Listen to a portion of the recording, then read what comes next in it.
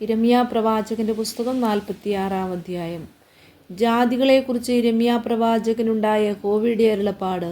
മിസ്രയീമിനെക്കുറിച്ചുള്ളത് ഫ്രാത്ത് നദീതീരത്ത് കർക്കെമീശിൽ ഉണ്ടായിരുന്നതും Babel രാജാവായ Nebuchadnezzar യോശിയാവിൻ്റെ മകനായി യഹൂദ രാജാവായ യെഹോയാക്കീമിൻ്റെ 4-ാം ആണ്ടിൽ തോൽപ്പിച്ചു കളഞ്ഞതുമായ ഫറവോൻ നേഖോ എന്ന മിസ്രയീം രാജാവിൻ്റെ സൈന്യത്തെക്കുറിച്ചുള്ളത് തന്നെ. പരിചയും പലകയും ഒരുക്കി യുദ്ധത്തിനടുത്തുകൊള്ളുവീൻ. കുതിരച്ചേവകരെ, കുതിരകൾക്ക് കോപ്പിട്ട് കയറുവീൻ. തലക്കോരികയുമായി അണിനിരപ്പീൻ. കുന്തങ്ങളെ മിനുക്കി കവചങ്ങളെ ധരിപ്പീൻ. അവർ ഭ്രമിച്ചു പിന്മാറി കാണുന്നത് എന്ത്? അവരുടെ വീരന്മാർ വെട്ടേറ്റു തിരിഞ്ഞു നോക്കാതെ മണ്ടുന്നു. സർവത്ര ഭീതി എന്നേ യഹോവയുടെ അരുളപ്പാട്. വേഗവാൻ ഓടിപ്പോകുകയില്ല, വീരൻ ചാടിപ്പോകുകയുമില്ല. വടക്ക് ഫ്രാത്ത് നദീതീരത്ത് അവർ ഇടറി വീഴും. നീലനദി പോലെ പൊങ്ങുകയും നദികളിലെ വെള്ളം പോലെ അലയ്ക്കുകയും ചെയ്യുന്നോരിനി വരാർ. മിസ്രയീം നീലനദി പോലെ പൊങ്ങുകയും അതിൻ്റെ വെള്ളം നദികൾ പോലെ അലയ്ക്കുകയും ഞാൻ പെരുകി ദേശത്തെ മൂടി നഗരത്തെയും അതിലെ നിവാസികളെയും നശിപ്പിക്കുമെന്ന് പറയുകയും ചെയ്യുന്നു. കുതിരകളെ കുതിച്ചു ചാടുവീൻ, രഥങ്ങളെ മുറുകി ഓടുവീൻ. വീരന്മാർ പുറപ്പെടട്ടെ. പരിച പിടിച്ചിരിക്കുന്ന കുശ്യരും പുത്യരും വില്ലെടുത്ത് കുലയ്ക്കുന്ന ലൂദ്യരും കൂടെ ആ ദിവസം സൈന്യങ്ങളുടെ യഹോവയായ ബാബേൽ രാജാവായ നെബൂഖദ്നേസർ വന്ന് മിസ്രയീം ദേശത്തെ ജയിക്കുന്നതിനെക്കുറിച്ച് ഇരമ്യാ പ്രവാചകനോട് യഹോവ കൽപ്പിച്ച അരുളപ്പാട്. മിസ്രയീമിൽ പ്രസ്താവിച്ച് മിഗ്ദോലിൽ പ്രസിദ്ധമാക്കി നോഫിലും തഹ്നേസിലും കേൾപ്പിപ്പാൻ അണിനിരന്ന് ഒരുങ്ങി നിൽക്ക എന്ന് പറയുവീൻ. വാൾ നിന്റെ ചുറ്റും തിന്നുകളയുന്നുവല്ലോ. നിന്റെ ബലവാന്മാർ വീണ് കിടക്കുന്നത് എന്ത്? യഹോവ അവരെ തള്ളിയിട്ടതുകൊണ്ട് അവർക്ക് നിൽപ്പാൻ കഴിഞ്ഞില്ല. അവൻ പലരെയും ഇടറി വീഴുമാറാക്കി. ഒരുത്തൻ മറ്റൊരുത്തൻ്റെ മീതെ വീണു. എഴുന്നേൽപ്പീൻ, നശിപ്പിക്കുന്ന വാളിന് ഒഴിഞ്ഞു നാം സ്വജനത്തിൻ്റെ അടുക്കിലേക്കും ജന്മദേശത്തേക്കും മടങ്ങിപ്പോക എന്നവർ പറയും. മിസ്രയീം രാജാവായ ഫറവോന് വിനാശമെന്നും സമയം തെറ്റി വരുന്നവൻ എന്നും പറവീൻ. എന്നാണ് പർവ്വതങ്ങളിൽ വെച്ച് താബോർ പോലെയും കടലിനരികെയുള്ള കർമ്മേൽ പോലെയും നിശ്ചയമായിട്ട് അവൻ വരുമെന്ന സൈന്യങ്ങളുടെ യഹോവ എന്ന നാമമുള്ളവൻ രാജാവിൻ്റെ അരുളപ്പാട്. മിസ്രയീമിൽ പാർക്കുന്ന പുത്രി പ്രവാസത്തിന് പോകുവാൻ കോപ്പുകൂട്ടുക. നോഫ് നിവാസികളില്ലാതെ ശൂന്യമായി വെന്തുപോകും. മിസ്രയീം ഏറ്റവും അഴകുള്ള പശുക്കിടാവാകുന്നു.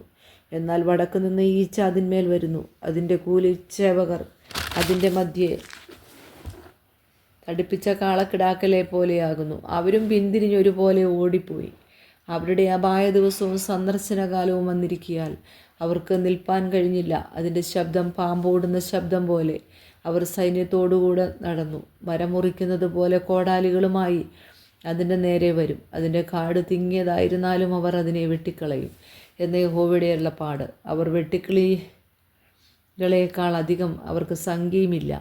മിസ്രയീം പുത്രി ലജ്ജിച്ചു പോകും. അവൾ വടക്കേ ജാതിയുടെ കയ്യിൽ ഏൽപ്പിക്കപ്പെടും. ഞാൻ നോവിലെ അമ്മോനെയും ഫറവോനെയും മിസ്രയീമിനെയും അതിൻ്റെ ദേവന്മാരെയും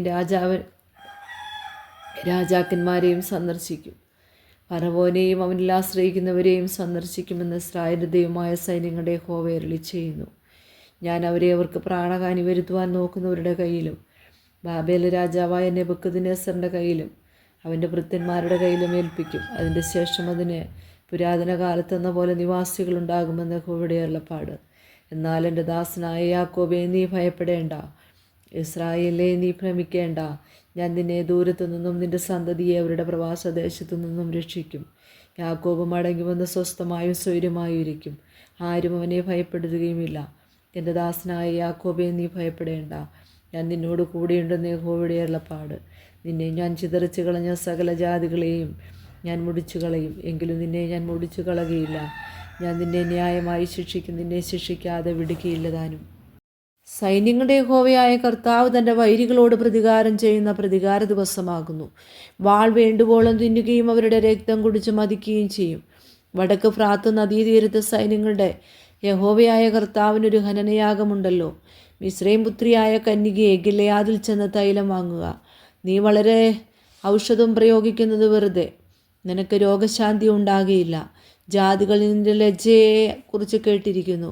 നിന്റെ നിലവിളി ദേശത്ത് നിറഞ്ഞിരിക്കുന്നു. വീരൻ വീരനോട് മുട്ടി. രണ്ടുപേരും ഒരുമിച്ച് വീണിരിക്കുന്നു. ബാബേൽ രാജാവായ നെബൂഖദ്നേസർ വന്ന് മിസ്രയീം ദേശത്തെ ജയിക്കുന്നതിനെക്കുറിച്ച്